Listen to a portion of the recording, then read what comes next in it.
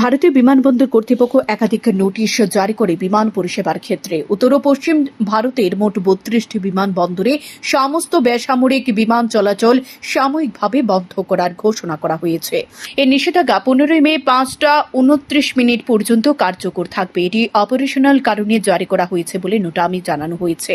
বিমানবন্দরগুলি হল আদমপুর, আম্বালা, অমৃতসর, অবন্তিপুর, ভাটিন্ডা, ভুজ, বিকানের, চণ্ডীগড়, হালওয়ারা, হিন্দন, জয়সলমীর, জম্মু, জামনগর, যোধপুর, কাঠলাল, কাংরা, কেশোদ, কিষানগড়, কুলু মানালি, লেহ, লুধিয়ানা, মুন্দ্রা, নালিয়া, পাঠানকোট, পাটিয়ালা, পোরবন্দর, রাজকোট, হিরাসর, সারসাওয়া, সিমলা, শ্রীনগর, থোয়াইশ ও উত্তর লাই।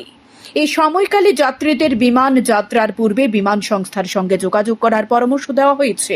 উল্লেখ্য, আগে নোটাম জারি করে উড়ান পরিষেবা বন্ধ রাখার সময়সীমা ৪ দিন বাড়ানো হয়। প্রাথমিকভাবে ছিল শনিবার ভোর পর্যন্ত, আরও ৪ দিন বাড়িয়ে তা বৃহস্পতিবার ১৫ মে ভোর ৫টা ২৯ পর্যন্ত করা হয়।